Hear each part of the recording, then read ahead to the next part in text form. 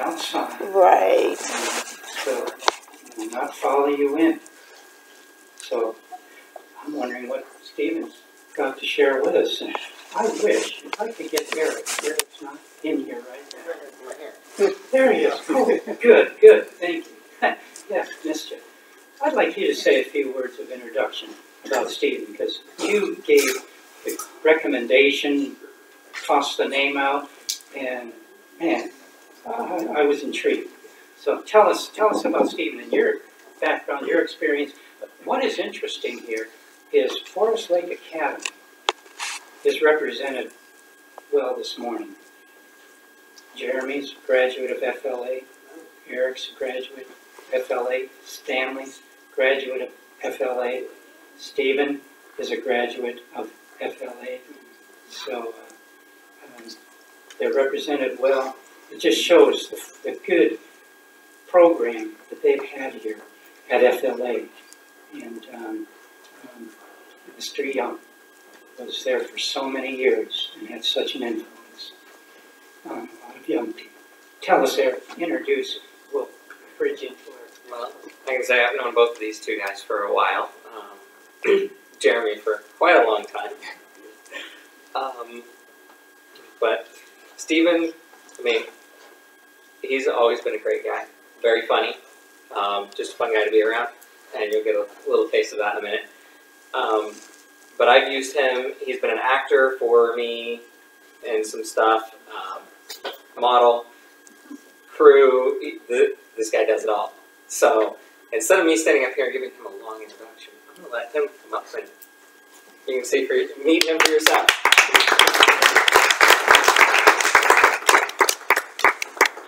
Let's pray. Dear Father in heaven, thank you that we are, first of all, able to come and meet together like this. We are here because you have brought us here, and we're talking about film and film production, and I pray that you will be in this room and inspire us and direct us. In your name I pray. Amen. If you don't know the full story of the little engine that could, allow me to tell you in brief. It goes like this. There was a small train. She was full of wonderful toys and delicious food for good girls and boys over the mountain. The engine suddenly breaks down, and the toys in the train ask for help from anyone who would pass by. The first engine comes along, but refuses because it deems itself too important. It cites its comfortable passengers and its luxurious accommodations. The second engine bears the same tidings, only this engine cites its expensive cargo as its reason for its value and why it could not possibly help. The next train to come along is old and tired and worn down. And so we can't possibly pull the train with the toys and the food up and over the mountain. Finally, along comes a little blue engine who takes pity on the broken down train and says that it will help, but is just barely able to move the train forward, much less up and over the mountain. But at least it's going. There's some hope. Maybe, just maybe, this train can get the toys and food up and over the mountain. And this is where we as Adventists like to stop. The analogy will become clear a little bit later. I heard a story from a coworker of mine recently. He said a church was going to have a Revelation seminar, and they wanted to have some graphics and advertise for the seminar itself. So they hired a friend of mine, my friend says, who is a master of motion graphics. And his product was so impressive, so high quality, that the church officials said to him, "We can't use this. It's too good. This looks like something that you see in Hollywood. No. Take this back and give us something plain." How many of us know whole communities that subscribe to this mentality? It's too good. We can't use it. It's too nice. It's too shiny. As if God is displeased by high standards, high art, and supreme craftsmanship. We can't blame the old generation, because look at how many of the products the Adventist Church has created in recent years, online, movies, and television. Now granted, there are some high-quality productions, but on the whole, they are few and far between. But look at what we just watched. This was good. Why isn't this the standard? Or, if I may take it a step further, why isn't this the low end of high-quality production? And if I can go a step further, why has it taken us so long to get here? I thank God we are here, but we're late. Let me ask you this question. Does Jesus look more like Mother Teresa or Superman? Wait, who? Mother Teresa or Superman? When you imagine Jesus, do you see all kindness and gentleness and soft eyes and meek and mild and tender words and weak shoulders, lowly, humble, sad expression, turning the other cheek, a drooping head? And if that's who you see, who told you that he looked like that? If I may, I'd like to walk you as gently as I can through a very common depiction of Jesus. And I say gently because this is one of my personal soapboxes, and I can get very passionate about it. First things first, three people will take the stage. You'll have Satan on this side, you'll have mankind here, and you'll have Jesus on this side, and the music plays. And we've seen this 100 times. We know what's going to happen, so we pull out our heartstrings and just wait for them to be plucked. Satan's on the side, he waves his hands furiously, and he begins to send wave after wave of problems and temptations against mankind. An old lover. Drugs, pornography, gang-related activities, alcohol, smoking, on and on. And mankind is in the middle of this attack. And consistently what I've seen is that whatever stress mankind is under, whatever the temptations or problems are, every time Jesus stands over here and does this.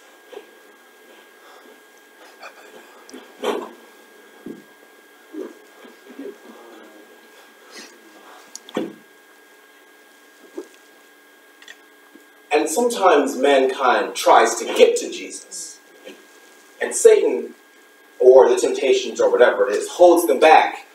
And the person is begging Jesus to come and save them. And Jesus goes,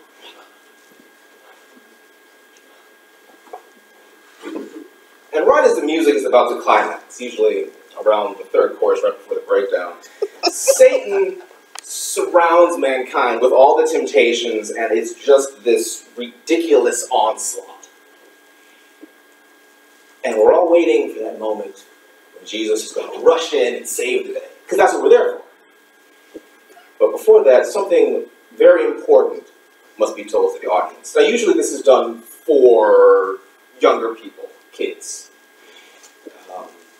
So the director and the choreographer, whoever's all involved, they are saying something very specific about Jesus, and the message that they are portraying is that Jesus is helpless. Jesus is weak. They are making the children understand that while they're trying to decide whether or not to watch the pornographic clip, while the smell of marijuana is in the air tempting them, while the car door stands open, while the drink is in their hand, that Jesus stands beside them and goes,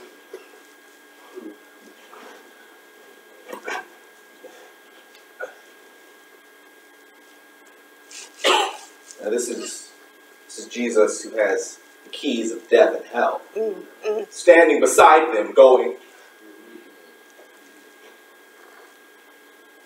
Jesus who is coming back on clouds of glory, standing beside them, helpless.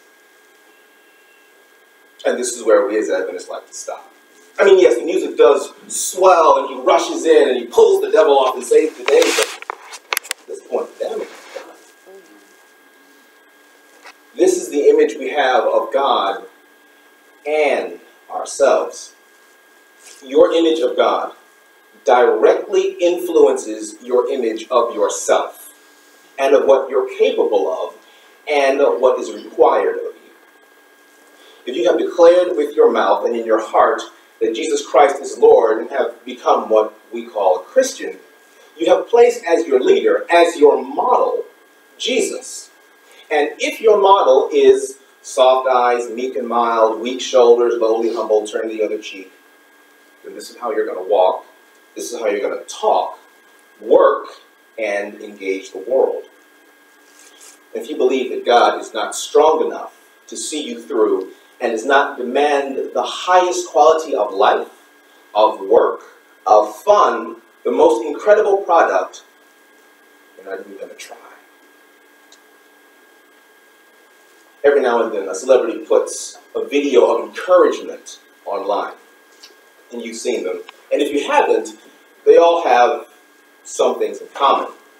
They say, you are great, you are powerful, you are unique, you are talented, strong, you better hold on, you better fight, you better outlast, be brave, do it afraid, don't stop, hold back, go all in, kick and scream, knock down the walls, kick the doors in, don't stop till you win.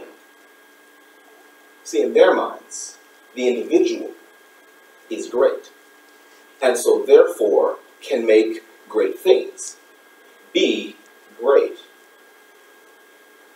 What do we have in our minds? Who are we looking at? Is it you? Is it me? Am I looking at myself to see what my aspirations should be? And if I am the standard, then knowing my sinful fallen nature is not only half the battle, because that is crucial, but it is causing me to lose ground if that's where I stop. But I can tell you something else. We as Adventists, and I speak specifically to filmmakers right now, we don't have an accurate image of God in our minds. And if we continue, if we don't fix it, we'll stay right here. The little engine that could, won't. The slideshow will be our highest aspiration. Mother Teresa will be our hero, and the hero will always be wringing his hands in despair. Maybe you looked at the, well, you mentioned it, God at the Movies. What is that about? The idea that the angels won't go into the theater with you. That's not where I'm really going with this. God is not going into the theater and watching it with you. That's not what this is about. Now, this is a sidebar. I believe that he will. What kind of God would not go with his children anywhere? We are all here to watch and to learn and to listen and to see and to network. But we are here because God has called us here. The image of God has been distorted to the breaking point. God called you because you are going to fix God's image in the minds of the world. This is the mission. Repair the fracture. Show them God. However, you cannot do this if your image is broken as well. There's an inspired quote. It says, "The Lord is disappointed when his people place a low estimate upon themselves. He desires his chosen heritage to value themselves according to the price he has placed upon them. God wanted them, else he would not have sent his son on such an expensive errand to redeem them. He has a use for them, and he is well pleased when they make the very highest demands upon him, that they may glorify his name." They may expect larger things if they have faith in his promises. Do you know what you're worth? Do you really know it? If this is your calling, you must act like it. Demand the highest quality from yourself and from God. He will come through every time. In case you forgot how much you're worth, let me just put this in your ear really quick. God, essentially, gave up being God for mankind. God values mankind at the price of God. You want to make God happy? Push the limits of what you think you can do.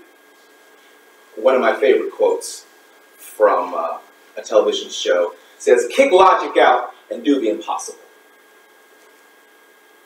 This brings glory to God. And when the world sees you reaching for a limb with nothing to stand on for the glory of God, they may laugh. And then when God catches you and lifts you higher, they're going to want to know, how can I get some of that? Our goal must be to know God. Our mission is to show God to the world. And this is a sidebar which I may have touched on earlier. God has nothing against movies. Who do you think invented storytelling? You think the devil invented storytelling? 3-act structure, key lights, jump cuts, you think that was all Satan's plan?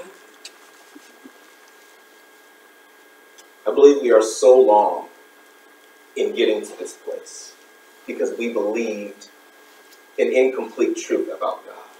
We were told half the truth and believed that to be the whole thing. We were shown a God that said, turn the other cheek. But we were not shown a God that said, the kingdom of heaven suffereth violence and the violent take it by force. Did Jesus turn the other cheek? Of course. But that's not where it stopped. Let the children come to me and forbid them not, for such is the kingdom of heaven. Of course. There's so many lessons we can learn from that. Jesus also said, woe unto you, scribes and Pharisees, hypocrites. For you are like whited sepulchres, which indeed appear beautiful outward, but within are full of dead men's bones and all uncleanliness. That's not a gentle reprimand. That's harsh. And Jesus said that. One of my favorite memes says, someone asked me, what would Jesus do? And I reminded them that flipping tables and chasing people around with whips was an option.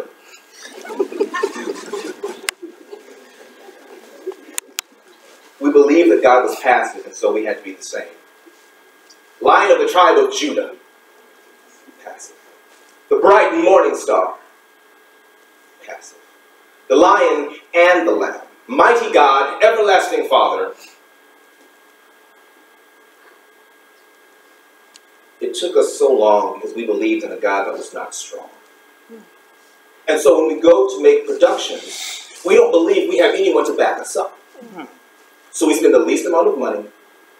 We use music that our grandmother wrote in the basement.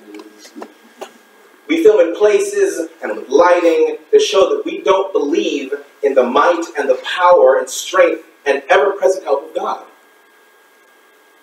And please don't think that I'm only talking to you. I have done all of these things.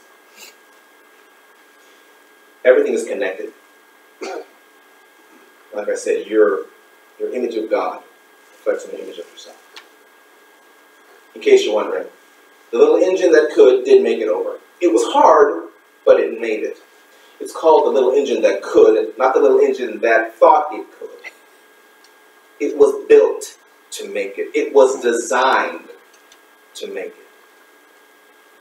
The church did get its slideshow, and I haven't heard anything of it since. And as far as the skit goes, I'd like to see a skit where everything's the same, Satan, mankind, Jesus, but as soon as the music starts, Jesus runs up and Spartan kicks Satan off the stage. Because I like to think of God that way, just going all out from it.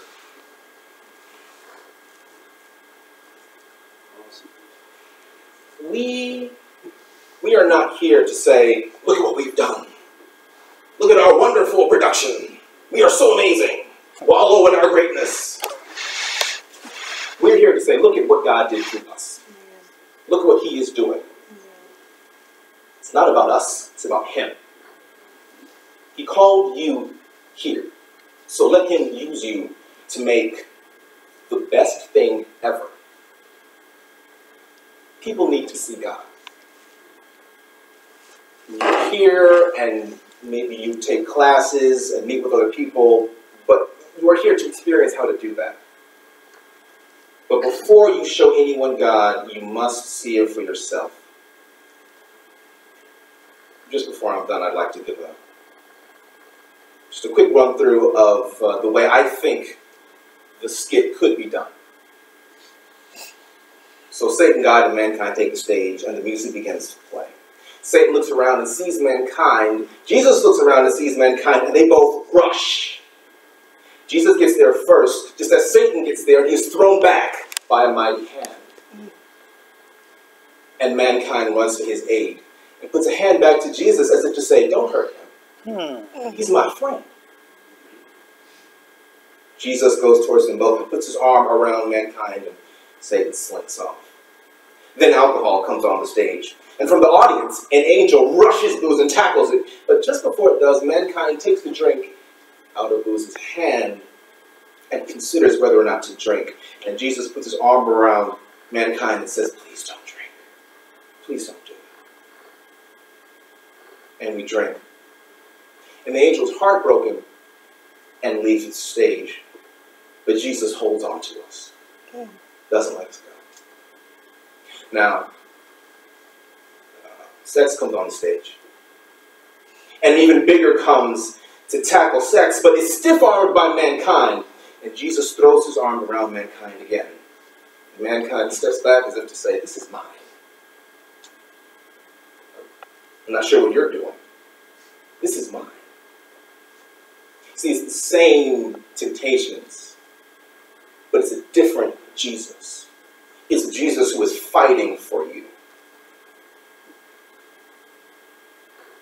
Now, during the second chorus, one right before the climax, mankind has completely forgotten that God is blocking all the things. Mankind is pushing this way, and sin is pushing that way, and Jesus is in the middle holding them both back. And if you want to give it a happy ending, maybe mankind has some kind of blindfold on and now takes it off and sees what Jesus is doing, and they embrace, and angels rush in and knock down all sin, and you get the picture. But it's about seeing God in a different light. It's about seeing a God that is on your side, and that if you give yourself to him, he will not let you fall. I want to ask that, for whatever reason you're here, whether you're here for film or here as a chaperone or whatever, if you want to see God, if you really want to see him and understand who he is, stand, please.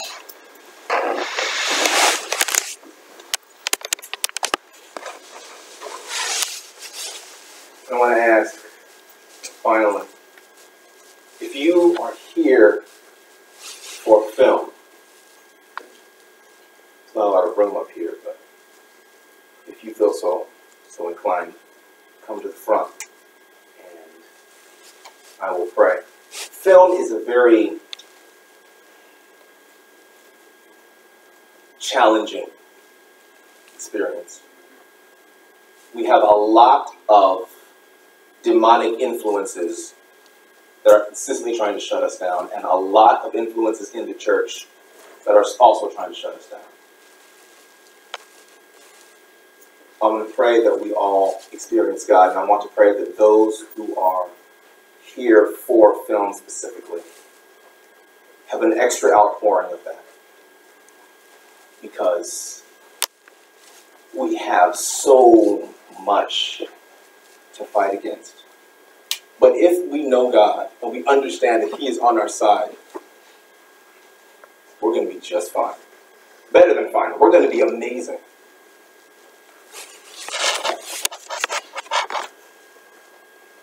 Dear Father in heaven, I want to thank you again that we are able to come here and to discuss you and discuss film. And I pray that you will show yourself to us. I pray that you will open our minds for whatever reason it is that we are here. I pray that you will open the minds of the people in this room and show them who you are. Show them that whatever their work, whatever their play, that it deserves to be the highest possible quality. Because you are the highest possible quality. I pray for the filmmakers, the producers, the writers, the directors, the actors in this room. They have a lot on their shoulders, whether it's fear of not being able to make it, whether it's expectations, whatever it is, we have a lot on us, and I pray that you will just pick us up and carry us through that. Because we know we can't do it on our own. And we know that only you can do it, and you will do it when we trust in you. In the name of Christ that I pray. Amen. Amen.